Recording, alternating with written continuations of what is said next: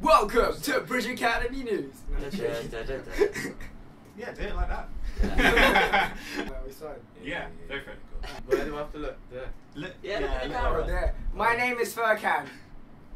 My name's Steven. And also, my name is Steven. We are students from the Bridge Academy, and today we're going to interview the director of the play. The writer, sorry, of the play. Jesse. How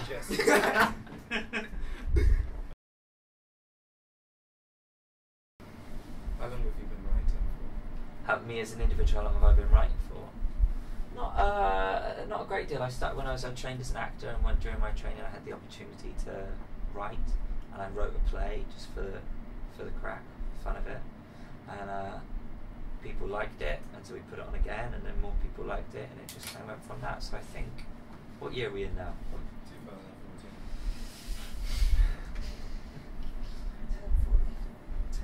6 years. 6 years. That's not long, is it? 3 years for writing. Yeah. For writing, you think? Well, I don't feel like you think it's that long. maybe. I don't How know. old are you? You're what, like 15. 15? Yeah. See, I started writing when you were 9 years old. Well, yeah. Yeah. It's primary school. Primary school. Yeah. I've been writing since you were in primary school. That makes it sound worse. That makes it sound worse, doesn't it? Yeah. Because for me, it only seems like a couple of years ago. So I've only written a few plays. Yeah. This might be the last one. Really? No.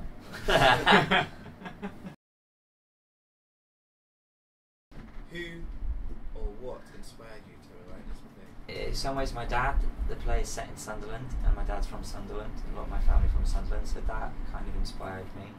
Also, I think some of my experiences with my friends, I've never been in a war, so not experiences like of war, but other experiences of friendship and getting angry with people and being mates and stuff like that.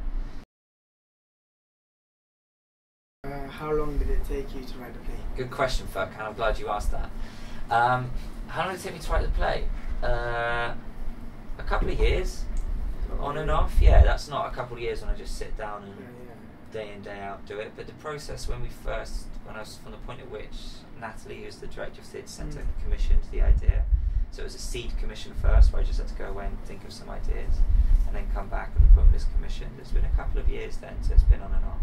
And I write on other projects, I teach, I direct, I also act as well.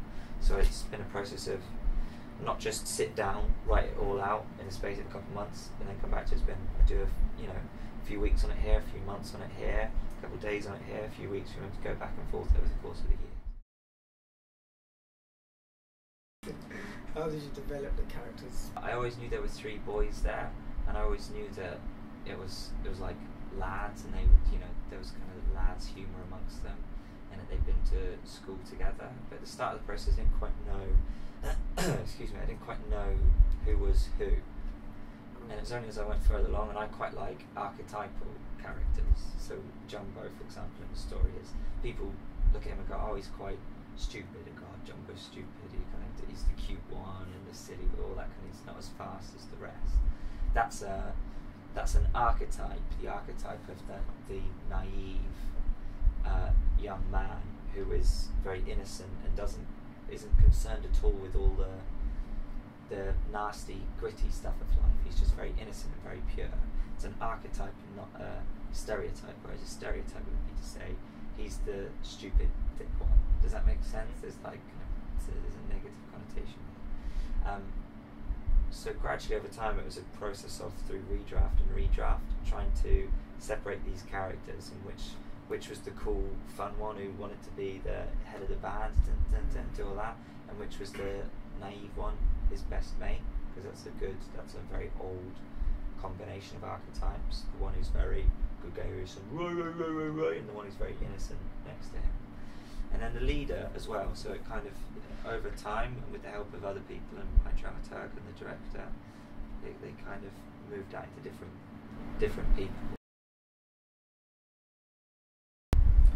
What effect did you want to have on the audience?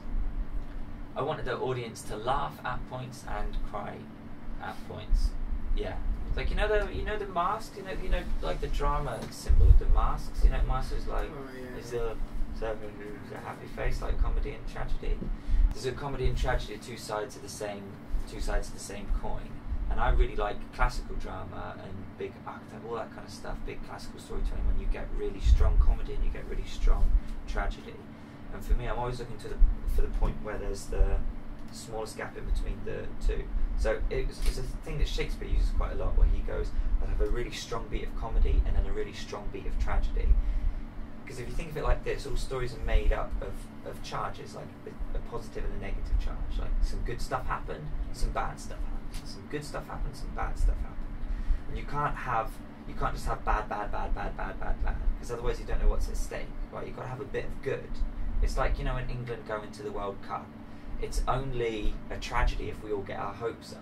Does that make sense? When people are like, this is our year, we're really going to do it, and we fail, that's where the biggest failure is, because we have to rise. It's why, pride comes before the fall, all that kind of stuff.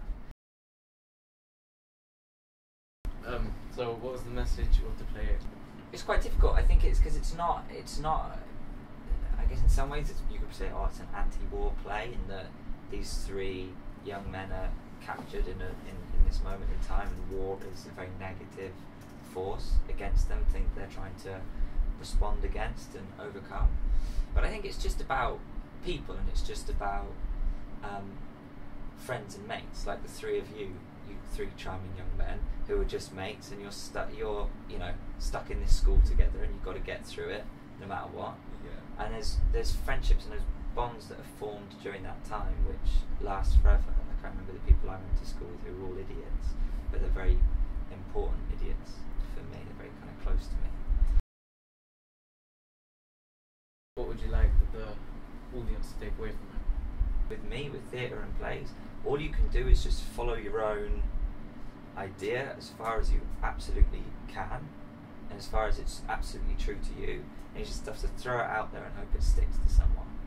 And also, I don't entirely know what I'm writing about when I write it. I don't sit down in the way that you guys have to break down theatre and drama and go, these were the themes, or these were the issues, and these were the things. Quite often,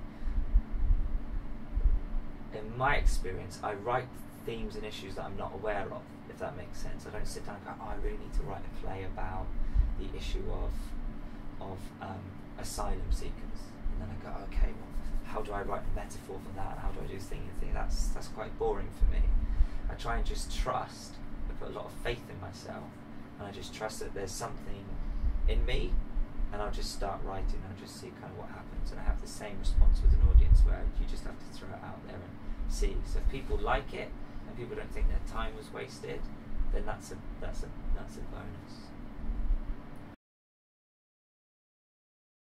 Thank you, Jesse. Thank you guys. Yeah. You guys.